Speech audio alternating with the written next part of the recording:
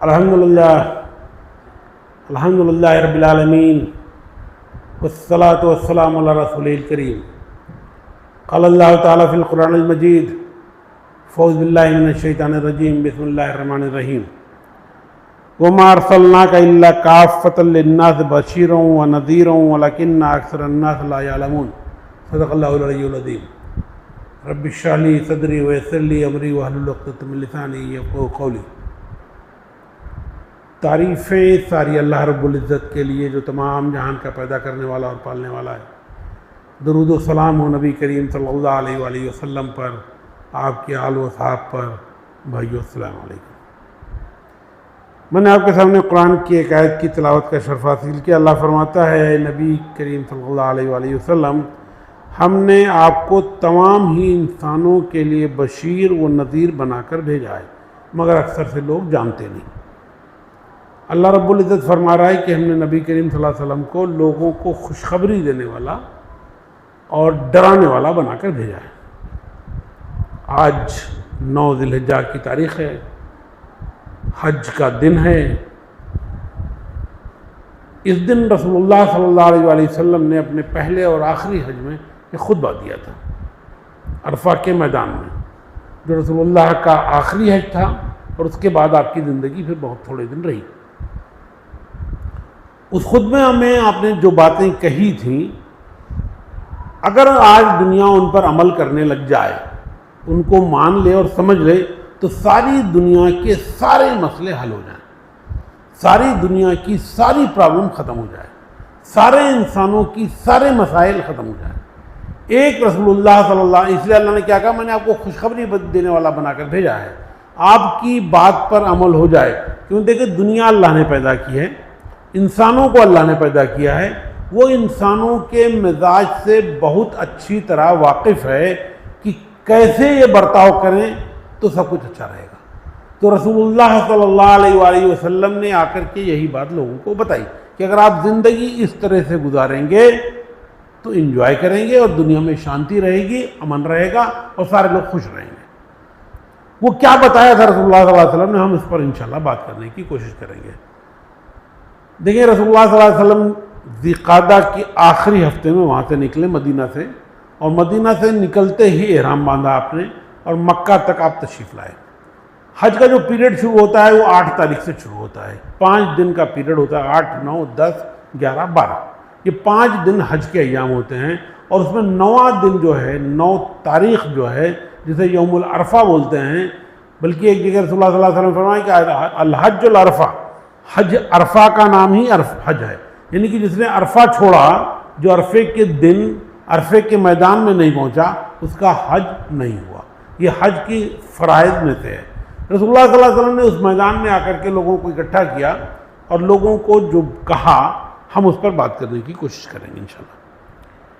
देखिए, रसूलुल्लाह सल्लल्लाहु अलैहि वसल्लम ने सबसे पहले जो बात कही, लोगों मेरी बात ध्यान से सुनना, क्योंकि इसके बाद फिर कभी ऐसा मौका नहीं आएगा। मतलब रसूलुल्लाह सल्लल्लाहु अलैहि वसल्लम को ये बात पता थी कि अब मैं दुनिया में ज़्यादा दिन तक नहीं रहूँगा। वैसे रूल भी यही है कि अल्लाह रब्बुल इज़्ज़त तमाम नबियों को उनकी मौत से पहले उनको इत्तला दे देता है, बल्कि उनसे इजाज़त लेकर ही इज़राफील उनकी जान निकालते हैं। तो हर नबी को पहले से बता दिया जाता है। तो रसूलुल्लाह सल्लल्लाहु अलैहि वसल्लम को भी जब यह आयत नाज़िल हुई थी, इज़ा जा नस्रुल्लाहि वल फ़तह, उसी वक्त आपने लोगों को बता दिया था। बहुत सारे लोग समझ गए थे कि जो मिशन था रसूलुल्लाह सल्लल्लाहु अलैहि वसल्लम का, जो लोगों तक बात पहुंचानी थी, जो दीन दुनिया को देना था, वो तमाम के तमाम पहुंच चुका है। लिहाजा अब नबी की दुनिया में कोई ज़रूरत नहीं है। रसूलुल्लाह सल्लल्लाहु अलैहि वसल्लम जब वहाँ पर आए तो वहाँ पर एक आयत नाजिल हुई यौमुल अरफा के दिन, कहते अल-यौमा अकमलतु लकुम दीनकुम, मैंने आज के दिन आपके दीन को मुकम्मल कर दिया है। अल्लाह फरमा रहा है, ये जो दीन है, दुनिया में जितने मज़हब हैं ज़्यादातर अल्लाह की तरफ से आए हुए हैं, कुछ दुनिया वालों ने बना लिया है। जो भी अल्लाह की तरफ से मज़हब आए हुए, चाहे वो ईसाई हो, चाहे वो यहूदी हो या और कुछ भी हो, किसी भी मज़हब की किसी भी किताब में ये आयत नाज़िल नहीं हुई कि तुम्हारे दीन को मुकम्मल किया गया है।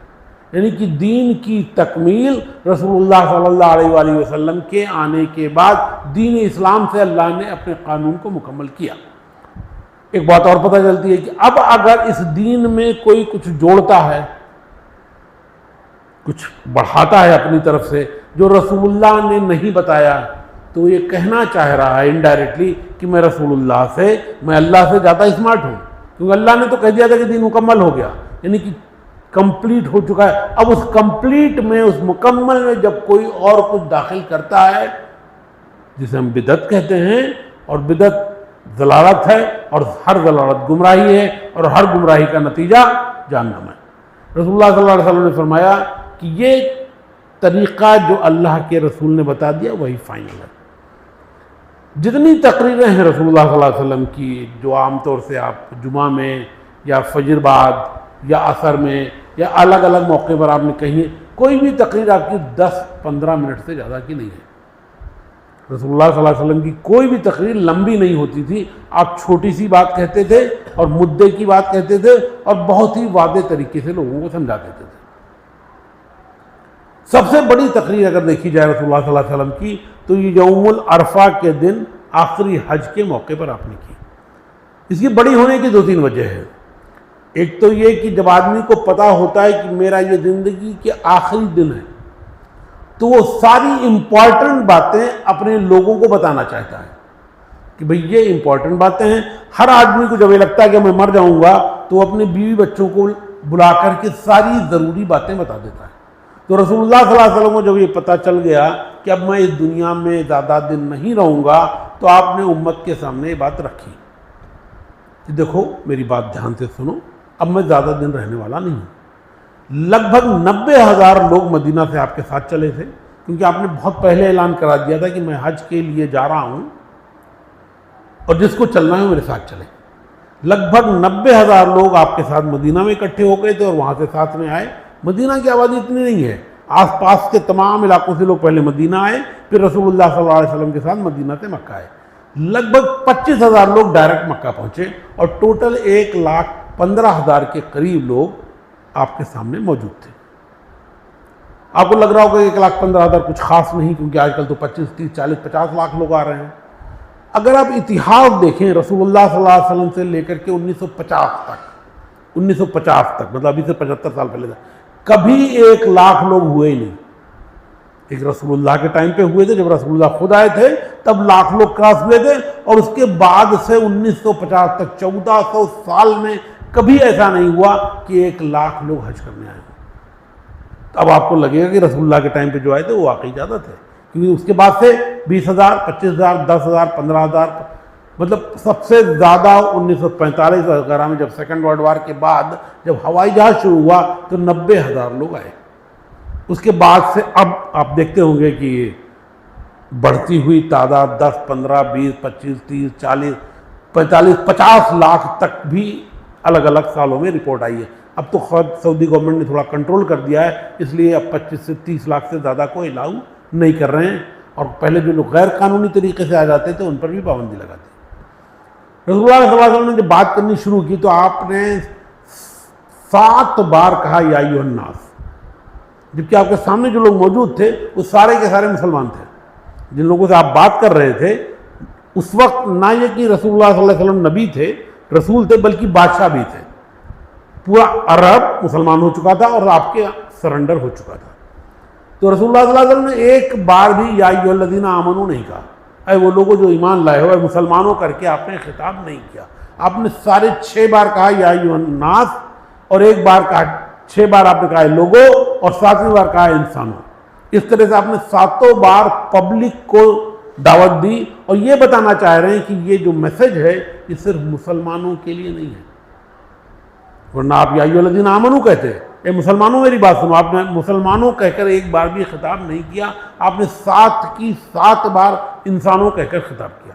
तो ये जो मैसेज है, ये जो मजहब है, ये जो दीन आपको भेजा गया है, ये आपके लिए ही नहीं है, ये सारी दुनिया के लिए है, और वो रहमतुल लिल आलमीन है। सारी दुनिया के लिए नबी बनाकर भेजे गए हैं, क़यामत तक के लिए नबी बनाकर भेजे गए हैं। कोई टेम्पोररी किसी इलाके के लिए या किसी कौम के लिए नबी नहीं बनाए गए हैं, वो पूरी दुनिया के लिए क़यामत तक के लिए नबी बनाकर भेजे गए। अब क़यामत तक कोई नबी नहीं आएगा, दुनिया में कहीं भी नहीं आएगा, तो ये नबूवत का काम करने की जिम्मेदारी उम्मत की होगी, क्योंकि रसूलुल्लाह अगर नबी हैं तो उनका मैसेज पूरी दुनिया में क़यामत तक पहुंचना चाहिए, और ये पहुंचाने की जिम्मेदारी उस उम्मत को है।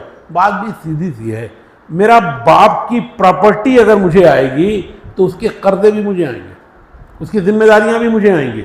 अगर रसूलुल्लाह की शिफात के दावेदार हम हैं कि शिफात वो हमारी करेंगे, हम उनकी उम्मत में हैं, तो उनकी जो जिम्मेदारी है कि क़यामत तक सारी दुनिया में दीन पहुंचाया जाए, ये भी हमारे ऊपर आएगी।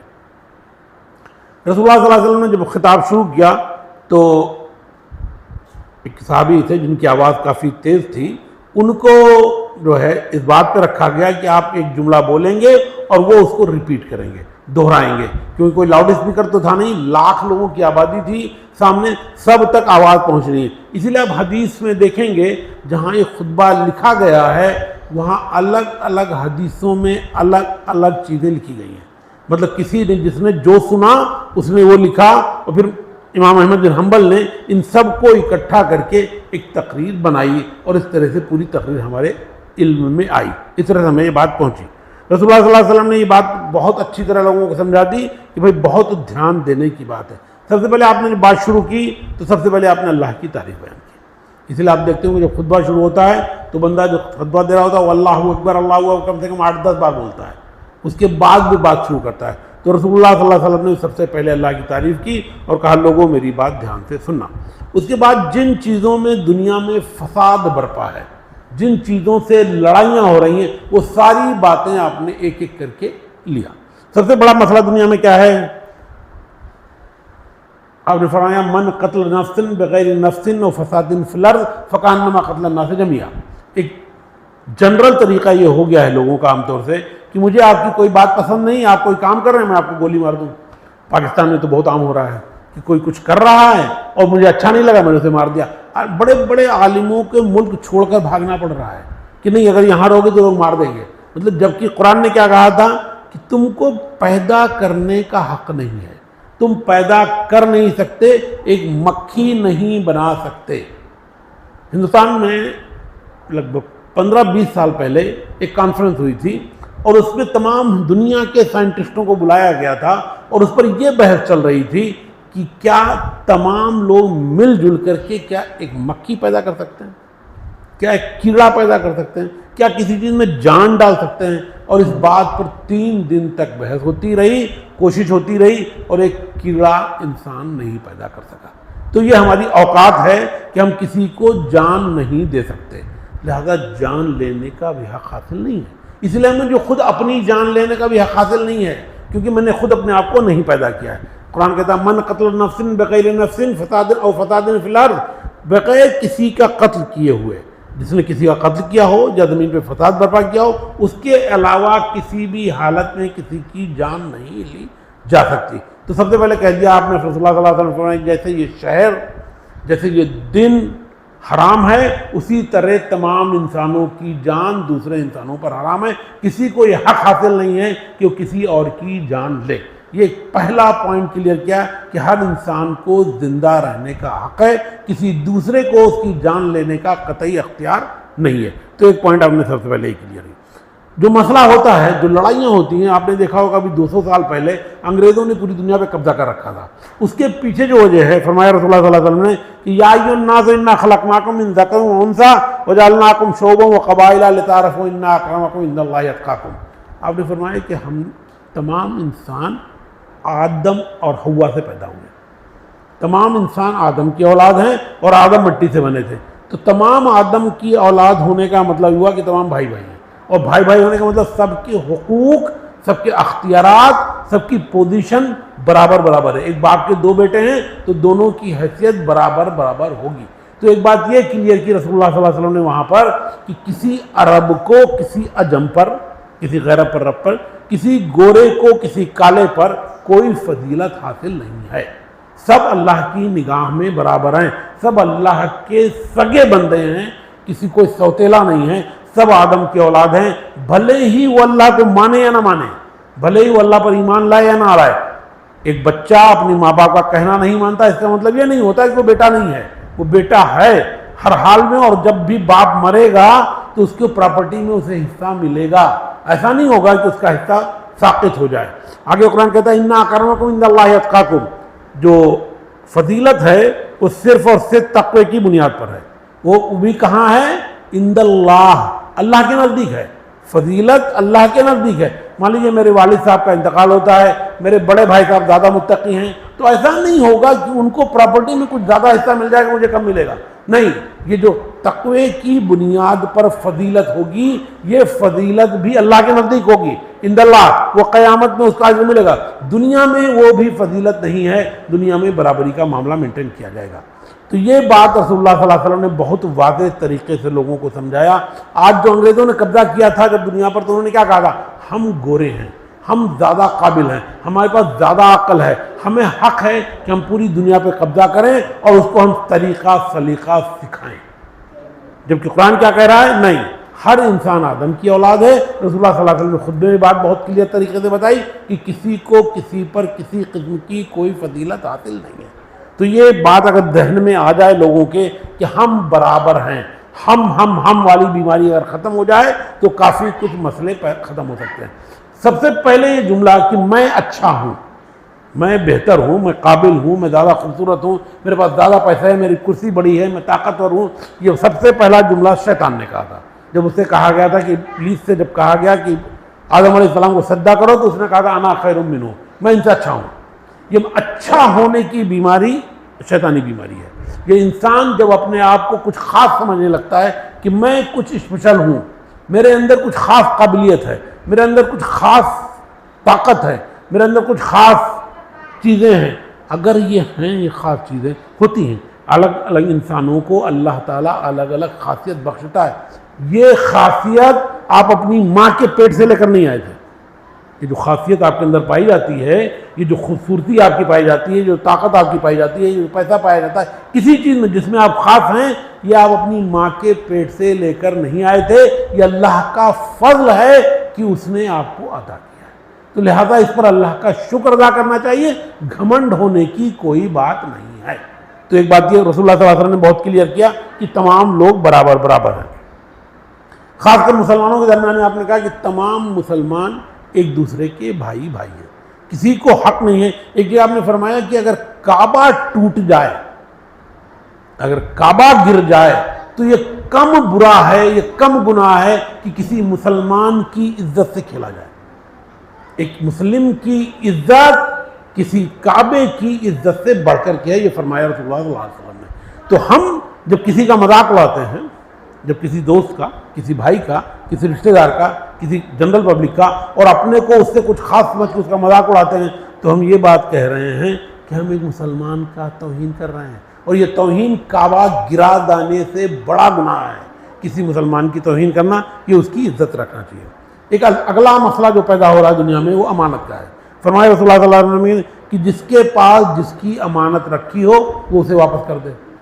मेरे पास अमानत किसी की रखी है, वो मर गया या चला गया, हम उसके बच्चों को दे ही नहीं रहे हैं, या किसी ने किसी वजह से अपनी प्रॉपर्टी मेरे नाम करा दी थी इनकम टैक्स के लिए या किसी वजह से, और वो मर गया या चला गया, हम वो प्रॉपर्टी वापस नहीं कर रहे हैं। जबकि अमानत रसूलुल्लाह सल्लल्लाहु अलैहि वसल्लम के पास रखी हुई थी आपके दुश्मनों की, जब आप हिजरत पर गए हैं। जब आप हिजरत किए मक्का से मदीना, तो आपके पास जो अमानतें रखी थी वो आपके दुश्मनों की थी, लेकिन आप उन्हें लेकर नहीं गए। जबकि आपको आपके बाप की प्रॉपर्टी से बेदखल किया गया, आपको आपके शहर से निकलने पर मजबूर किया गया, उसके बावजूद आप अपने दुश्मनों की प्रॉपर्टी लेकर के नहीं गए। और हज़रत अली से कहा कि इसे वापस करके तब मदीना आना। तो एक बात का, इस बात का आपने ख्याल रखा। एक और जगह आपने फरमाया कि इन्न शैतान लकुम अदुव्वुन फत्तखिज़ू अदुव्वन, शैतान तुम्हारा दुश्मन है और इसे दुश्मन की तरह ट्रीट करो। अगर आपको पता हो कि ये आदमी दुश्मन है तो आप उससे कुछ एहतियात बरतेंगे, और अगर आपको पता ना चल पाए कि ये दुश्मन है तो आपको ज़्यादा नुकसान पहुंचाएगा। इसलिए अल्लाह रब्बुल इज़्ज़त ने बहुत साफ तरीके से बात कही कि शैतान जो है वो आपका खुला हुआ दुश्मन है और उसको दुश्मन की तरह से ट्रीट करो। आपने आगे फरमाया कि शैतान इस बात पर बहुत ज़्यादा उम्मीद नहीं रखता कि अब आपको बड़े बड़े गुनाहों में, शिर्क में, इसमें मुब्तला करेगा, लेकिन छोटे छोटे गुनाहों में आपको फंसा के रखेगा। लिहाजा आप हर चीज़ पर ध्यान रखें कि शैतान आपको नुकसान ना पहुँचाने पाए। आपने एक और बात कही, दुनिया में जो मसले हैं वो पैसे का है एक बड़ा, तो आपने कहा जिसने जिसको लोन दे रखा है उसके ऊपर से जो उसने सूद चार्ज कर रहा है वो सूद माफ़ करेगा। इस्लाम ने सूद को हराम करार दिया और कहा कि ये जो असल है वो वापस लेने का हक़ है, लेकिन बाकी जो है, जो सूद है, वो वापस लेने का अख्तियार नहीं है। सूद को अल्लाह ताला ने हराम करार दिया और रसूलुल्लाह सल्लल्लाहु अलैहि वसल्लम ने जो काम किया, सबसे पहले ऐलान इस बात का किया कि मेरे चचा जान हज़रत अब्बास बिन अब्दुल मुत्तलिब जो लोन का बिजनेस करते थे, उनके सारे कर्जे के लोन मैं माफ़ करता हूँ। तो ये एक बात भी नोट करें कि जब भी काम करना होगा तो सबसे पहले खुद बढ़कर आगे करना होगा। पहले खुद करना होगा, तभी हम दूसरे से कहने की मुंह रखेंगे, तभी हम कहने की सलाहियत रख पाएंगे। अगर हम कहेंगे और खुद नहीं करेंगे तो इस बात पर अमल नहीं हो पाएगा। इसलिए रसूलुल्लाह सल्लल्लाहु अलैहि वसल्लम ने क्या कहा कि नहीं, सबसे पहले हज़रत अब्बास बिन अब्दुल मुत्तलिब का लोन माफ़ किया जाता है। दूसरे आपने इसी तरह कत्ल के मुकदमे, पहले क्या होता था, एक कत्ल हुआ, उसके बेटे ने इसको कत्ल किया, इसके बेटे ने उसको कत्ल किया, और ये कत्ल लगातार चलता रहता था। तो आपने कहा नहीं, ये सिस्टम बंद होना चाहिए। अगर कोई किसी का कत्ल करता है गलती से या जानबूझ के, तो उसके खिलाफ कोर्ट में केस होगा और कोर्ट उसे सजा देगी। उस इंसान को इस बात का हक नहीं हासिल होगा कि वो उसे मार दे। इसीलिए आपने फरमाया कि मेरे ख़ानदान का जो कत्ल बाकी था वो आपने माफ़ फरमाया, और इस तरह से कहानी को आपने बढ़ाया। दूसरी जो सबसे बड़ी प्रॉब्लम आती है वो औरतों की और कमज़ोरों की आती है।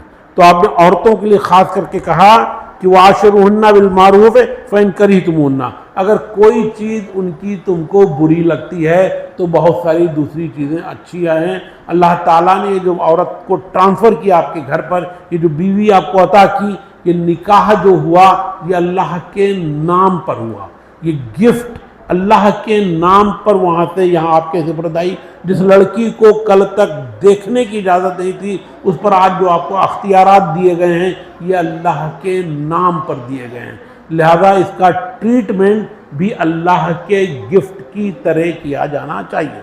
दुनिया में हमेशा हर ताकतवर कमज़ोर पर जुल्म करता है, हर मर्द औरत पर जुल्म करता है, हर मालिक नौकर पर जुल्म करता है, हर पैसे वाला गरीब पर जुल्म करता है। तो रसूलुल्लाह सल्लल्लाहु अलैहि वसल्लम ने सबसे पहले ये बात क्लियर की कि जो गुलाम होगा, जो कमज़ोर होगा, जो गरीब होगा, उसको अगर आप रखेंगे, जो नौकर होगा, तो उसकी पसीना सूखने से पहले उसकी मजदूरी अदा कर देंगे। और अगर वो आपका परमानेंट नौकर है तो जो खाएंगे वो खिलाएंगे, जो पहनेंगे वो पहनाएंगे। और ये तरीक़ा इतना आम रहा है सहाबा के टाइम पे कि लोगों ने कई बार ऐसा हुआ कि ग़ुलामों को खाना कम था तो उनको खिला दिया और ख़ुद भूखे रहे। तो ये रसूलुल्लाह सल्लल्लाहु अलैहि वसल्लम ने इस बात पर ध्यान दिया। उसके बाद आपने लोगों को कहा, देखें जो इस्लामिक पिलर्स हैं, नमाज, रोज़ा, हज, ज़कात, उनकी फ़र्जियत आपने बयान की और कहा कि मैं आपके वास्ते कुरान और सुन्नत छोड़े जाता हूँ। तुम्हारे वास्ते मैं दुनिया से तो जा रहा हूँ, लेकिन मैं तुम्हारे वास्ते कुरान और सुन्नत छोड़े जा रहा हूँ। अगर तुम इस पर अमल करते रहे तो भटकोगे नहीं। तो रसूलुल्लाह सल्लल्लाहु अलैहि वसल्लम ने ये बात कही। आपने कहा कि अल्लाह की बात मानी जाए, अल्लाह के रसूल की मानी जाए, और आपने कहा कि मैं आखिरी नबी हूँ, अब इसके बाद कोई नबी नहीं आएगा। देखिए खुतबा बहुत लंबा है, मुझे और बहुत सारी बातें करनी थी, लेकिन आज मुझे आपसे एक और बात करनी है, इसलिए हम अपनी इस बात को यहीं पर ख़त्म करते हैं। वाखिर दावाना अल्हम्दुलिल्लाहि रब्बिल आलमीन। देखिए सूरह जुमा की एक आयत है, कहता या अय्युहल्लज़ीना आमनू इज़ा नूदिया लिस्सलाति मिन यौमिल जुमा फसऊ इला ज़िक्रिल्लाहि व ज़रुल बैअ ज़ालिकुम खैरुल लकुम इन कुंतुम तालमून।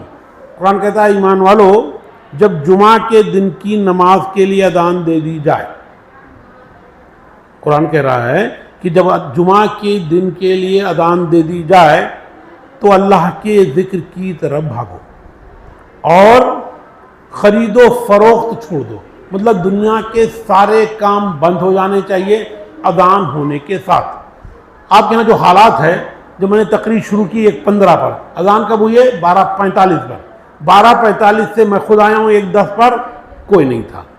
सब हमारे साथ में ये तशरीफ लाए, इन्होंने आकर के लाइट जलाई, पंखा चलाया।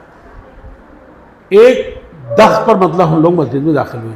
1:15 में मैंने तकरीर करनी शुरू की तो ये 2 हजरात सिर्फ थे। हनफियों को अगर हम छोड़ दें तो शाफई, मालिकी, हम्बली के रूल के हिसाब से जुमा के लिए कम से कम 40 लोग होने चाहिए। अभी जो लोग बैठे हैं कुल टोटल तादाद कितनी है? 1 2 3 4 5 6 7 8 9 10 11 12 13 14 15 16 17 18 19 20 21 22 मतलब 20 से 25 लोग हैं जो आमतौर से, इसमें से कुछ लोग बाहर से भी आए हुए हैं। तो हनफियों को अगर हम छोड़ दें थोड़ी देर के लिए तो शाफई, हम्बली, मालिकी के हिसाब से आपकी मस्जिद में जुमा जायज़ ही नहीं है। और आप जब खुतबा हो रहा है, जब खुतबा ज़ोहर में 4 रकत होती है, 4 रकत को 2 रकत जुमा में किया जाता है कि 2 रकत उसके बदले में खुतबा है। और ये उर्दू तकरीर और ये अरबी तकरीर सब खुतबे का हिस्सा है। और अगर आपने इसे छोड़ा तो गोया कि आपकी नमाज आधी नाक़िस हो रही है। तो लिहाजा मैं आप लोगों से जानना चाहता हूँ कि क्या मस्जिद में जुमा की नमाज जारी रखी जाए या बंद कर दी जाए? देखिए, मस्जिद बनाने से कुछ नहीं होता, मस्जिद नमाजियों से होती है। अगर नमाजी नहीं है तो मस्जिद बेकार है। मस्जिद की अपनी वैल्यू खुद कुछ नहीं है, मस्जिद की वैल्यू नमाजियों से बढ़ती है और घटती है।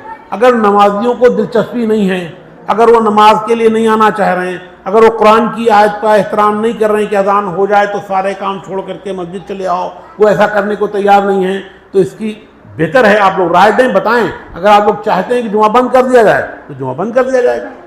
अगर आप चाहते हैं और अगर इसी तरीके से लोग नमाज नहीं आएंगे तो बाकी नमाजें बंद हो जाएगी, मस्जिद में ताला लग जाएगा। तो ये कोई अच्छा तरीका नहीं है। मस्जिद आपकी सहूलत के लिए बनाई गई है, मस्जिद आपके आराम के लिए बनाई गई है और मुसलमानों का मरकजी सेंटर ही मस्जिद होता है। इसी मस्जिद से दुनिया के सारे मसले हल होते हैं। रसूलुल्लाह सल्लल्लाहु अलैहि वसल्लम के टाइम पे मस्जिद नबवी ही आपका कोर्ट थी, आपका महल थी, आपका घर थी, आपका दरबार थी, सब कुछ मस्जिद नबवी थी। वहीं से दुनिया के सारे मसले हल होते थे। तो मस्जिद एक ऐसा पॉइंट होता है जहाँ सारे लोग इकट्ठा हो सकते हैं, जहाँ अपने मसाइल डिस्कस कर सकते हैं, अपनी प्रॉब्लम को सॉल्व कर सकते हैं। लिहाजा हम आप लोगों से ये रिक्वेस्ट करेंगे कि या तो आप लोग टाइम से मस्जिद में आएं और लोगों को बढ़ाने की कोशिश करें, या फिर ये बता दें कि कब से जुमा बंद करना है तो उसके हिसाब से बंद कर दिया जाएगा। अगर आप लोगों को इंटरेस्ट नहीं है, जुमा नहीं पढ़ना चाहते, यहाँ नहीं आना चाहते, जुमा की शर्त पूरी नहीं करना चाह रहे हैं, तो ऑटोमेटिकली ऐसी नमाज पढ़ने से कोई फ़ायदा नहीं जो अदा ही ना हो रही हो। शाफई के हिसाब से, हम्बली के हिसाब से और मालिकी के हिसाब से 40 लोगों से कम अगर लोग आ रहे हैं और खुतबे में नहीं आ रहे हैं तो नमाज जुमा अदा नहीं हुई। आपको ज़ोहर का ही सवाब मिलेगा, जुमा का नहीं मिलेगा। ये रूल्स है। तो ये मुझे कुछ बातें आपसे जुमा के ताल्लुक़ से कहनी थी। बाकी आप लोग खुद समझदार हैं, अपने बारे में, अपनी मस्जिद के बारे में, अपने मोहल्ले के बारे में खुद फैसला कर लें कि आपको क्या चाहिए।